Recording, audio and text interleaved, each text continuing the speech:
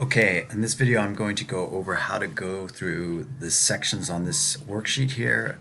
It says Equations of Circles Practice 2. Really this is step by step. It kind of leads you into the most important idea, completing the square.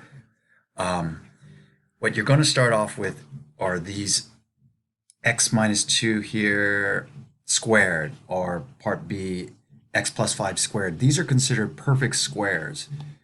And we're going to just, first of all, just multiply them out. Now they are called perfect squares because, like 1a here, x minus 2 squared is going to be x minus 2 times itself, another x minus 2.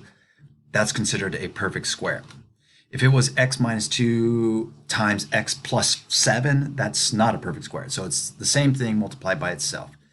When you multiply this out, I'm going to kind of do the multiplication here at the bottom. Remember, this is the box method. This is not just a multiply the x's and then multiply the negative 2's. You've got to go x times x squared, negative 2 times x, negative 2x, negative 2 times x, negative 2x, and negative 2 times negative 2 is positive 4. When you pull this out, these four ideas out of the box, it would look like this. X squared minus 2x plus 4. Then these two in the middle can be combined, and it will be x squared minus 4x plus 4. Now there's a bottom part here where it says simply a is equal to b is equal to c is equal. If you look here, a is the value in front of the x squared. So in this problem, it is a 1. The number that is in front of x squared, it's not a 0, it's a 1 here. If you don't see a number there, it is a 1. The b value is the number that is in front of x to the first power. In this case, it's negative 4, and the c value is 4.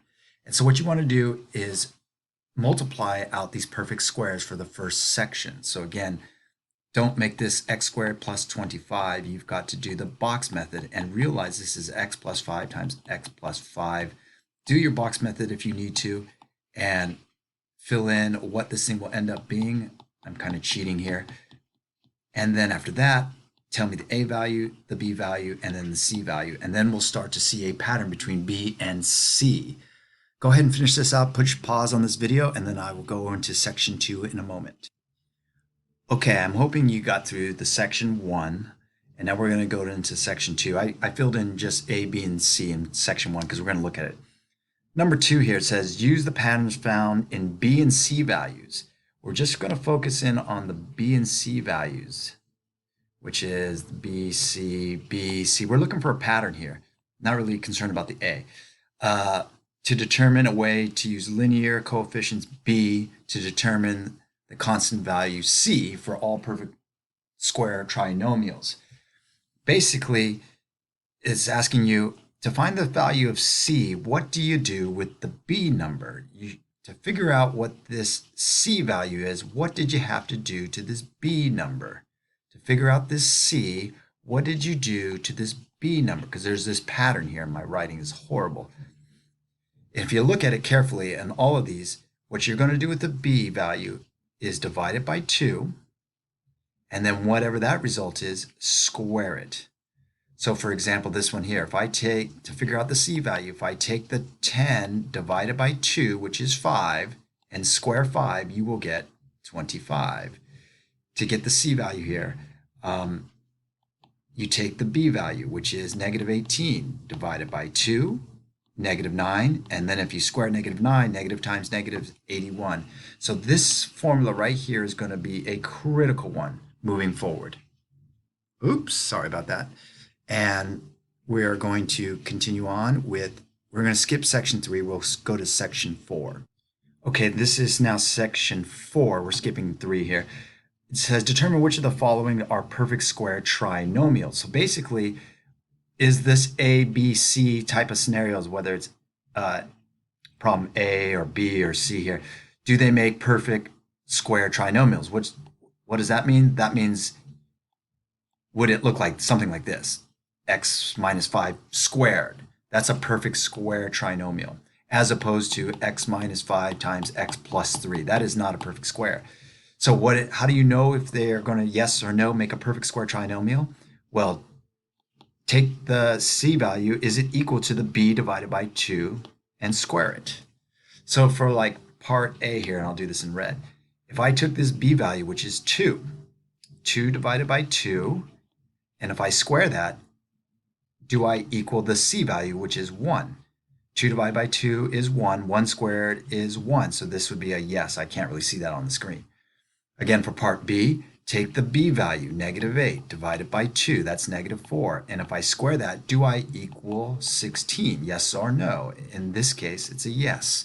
So go ahead and fill out the rest of this. So when I say yes, that means this guy here in section B will turn into a perfect square. It will actually look like this: x minus 4 squared. All right, continue on with section 4, and then we will hit section 5 in a moment.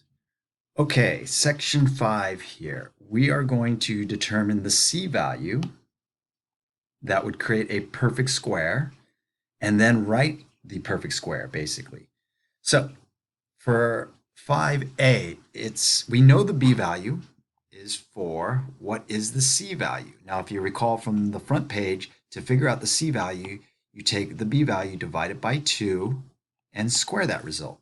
So for 5a, the b value is 4. So 4 divided by 2, which is 2, and then square that. 2 times 2 is 4. So the c value here is 4. If I look at 5b here, take the b value, which is 10, divided by 2, which is 5, and square that, and you'll get 25. So this should say plus 25. You would continue on with that. Now, what they want in the factored form, now this part A here, x squared plus 4x plus 4, this is a perfect square. Basically, you're thinking about, well, what two numbers, here, I'll write it down here. What two numbers multiply to 4, and then they add up to 4? Multiply to the back, add up to the middle. Well, that happens to be the same exact number, 2 and 2, thus making a perfect square. And then you would say x plus 2 squared. I'm going to do part B here. I'm writing in the wrong area, but it says x squared plus 10x plus 25. Again, what two numbers multiply to 25 and the same two numbers add up to 10? Well, that would be 5 and 5. And then you would represent this as x plus 5 squared, because there'd be two of them, x plus 5 times x plus 5. So go ahead and finish up part 5, and we'll hit part 6 in a moment. Okay, I'm hoping you have finished part 5. We're going to go to the last section, part 6. We're going to skip part 7. Part 6 is now there's going to be an equal sign, and here's an example of what we're going to be doing. We're going to basically get to this stage where we have a perfect squared, x plus 3 squared, which basically means x plus 3 times x plus 3, a perfect square. This is a process that is called completing the square. The first thing we're going to do when we see these problems like 6a here is we're going to minus this 20, this c value, to the other side. That's a bit unusual, but that's what we're going to do. We have x squared plus 10x. I'm going to put a blank spot there, is equal to 0 minus negative 20 is negative 20. You're actually going to have a blank spot here and a blank spot here that we're going to fill in just a second. We're going to create a perfect square, so we're going to look at this b value, which here is 10. So how do you get the c value? Well, again, remember, take the b value, 10, divide it by 2, and then square that.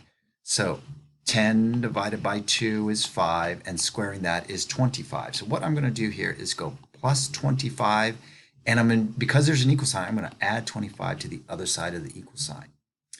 Now this trinomial will turn into a perfect square. What two numbers, again, in your head, what two numbers multiply to 25 and add up to 10 in the middle? Well, that would be the same exact number, 5 and 5. This will turn into x plus 5 times x plus 5, which we just show as x plus 5 squared, a perfect square. On the other side, negative 25 plus 5 is positive 5. And that is it. We're going to stop right here. We're not going to try to solve for x, even though we see an equal sign. That is where we're going to try to get to. The goal here is to get this perfect square. Okay? So again, let's try, if I have room here. Well, let me jump down. I'm going to have to do some erasing here. Let's jump down here to C. And what I'm going to do to start off with is first minus this 24 over. I'm going to have x squared plus 10x. Well, there's another 10x there, but this is minus 24. I'm going to think about this b value here. How do I get this c value? Take the 10 divided by 2 and then square that. 10 divided by 2 is 5. 5 times 5 is 25. But we're going to add it to both sides of the equation. Let me erase this from the previous problem.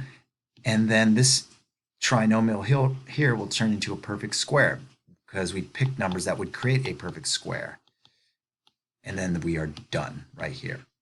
That's where you're trying to get to. What we'll see in future problems, this is going to be critical. Being able to create a perfect square. And using this formula, whoops, c is equal to b divided by 2 and squaring it. All right, I hope you got this. You're skipping section 7. And if you heard a pert lady singing up above, that's my neighbor. She's a horrible singer. All right.